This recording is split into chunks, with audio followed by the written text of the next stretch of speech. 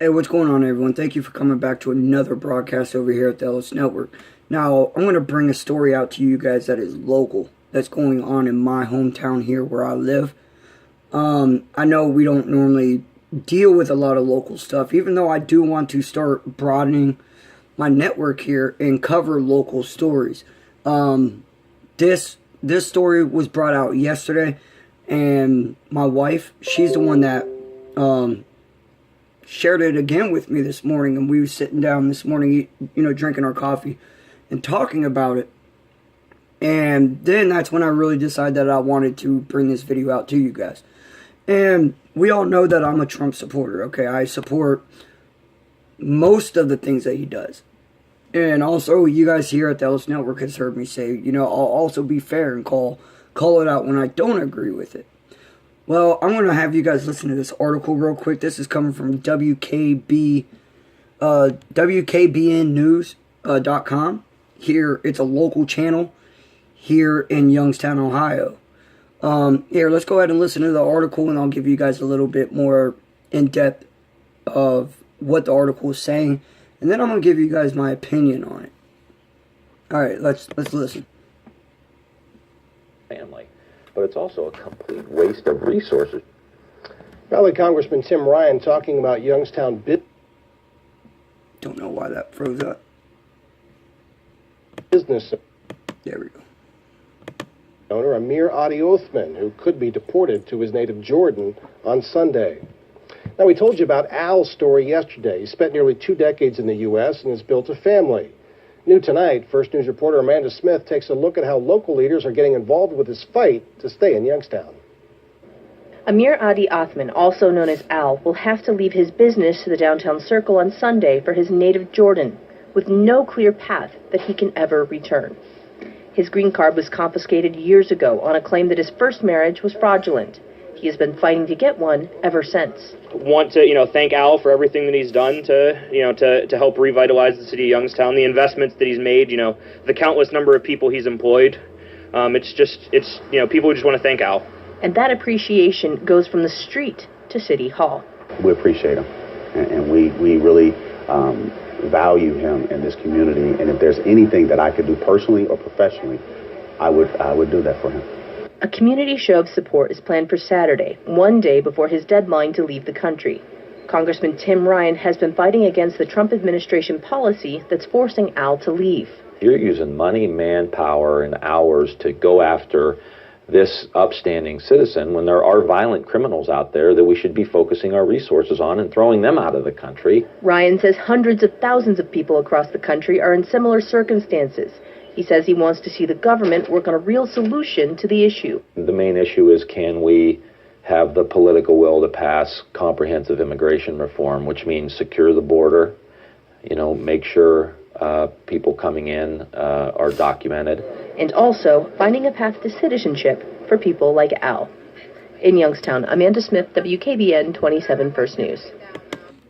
Alright, so you guys heard one of the articles. Now we can, if you guys are interested in more about this, you guys can look in the recent articles from yesterday from the same source where they interviewed Al, as they call him, and hear what he has to say.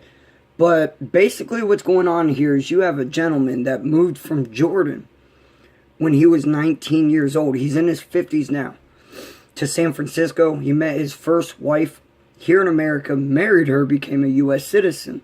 Which we know that's, here in America, that's what happens. They went abroad, they traveled the world together for the first 2 years that they were married. Now, when they got back stateside, they ended up getting a divorce. So now they want to sit there and say that he is, in fact, the marriage was null and void because they feel like his green card was null and void. I'm sorry. Because they felt like the only reason why him and his first wife got married was for citizenship. So they're not allowing him to get it. He's been here for more than 2 decades. You heard him say that. He's been fighting for citizenship, for, another green card. He even got married again. And you heard him say that he now has a family here in America. And it's when he went over the second time abroad with his new wife When he returned back to the United States, that's when he found out that his green card's been revoked. Now, we don't know how long that has been. I don't know how long that has been. However, this man, he's ran a business here in Youngstown. It's a convenience store. He employs American workers. He pays into the American tax system. He has paper trails showing that he's been trying to become a U.S. citizen. No criminal background, no felonies, nothing. With this deportation, guys, my opinion, I don't agree with it. I think, seriously, we should just be able to look past all that bullshit and be like, you know what? He has no criminal record. He has no credible, outstanding, threat to us here in the United States. He's a businessman. He's just trying to make some money. He pays the American tax system. He pays the American workers to come to work.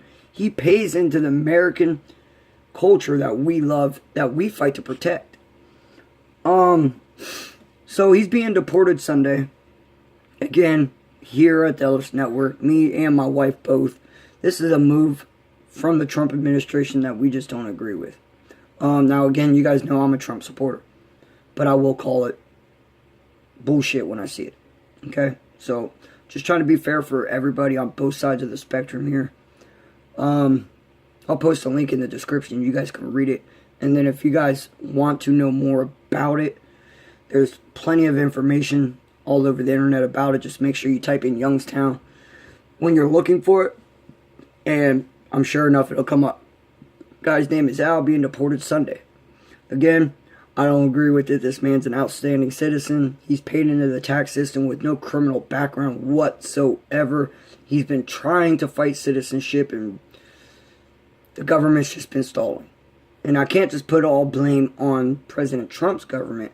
This man's been doing it for years. He's been fighting for years. The Obama administration, the Bush administration.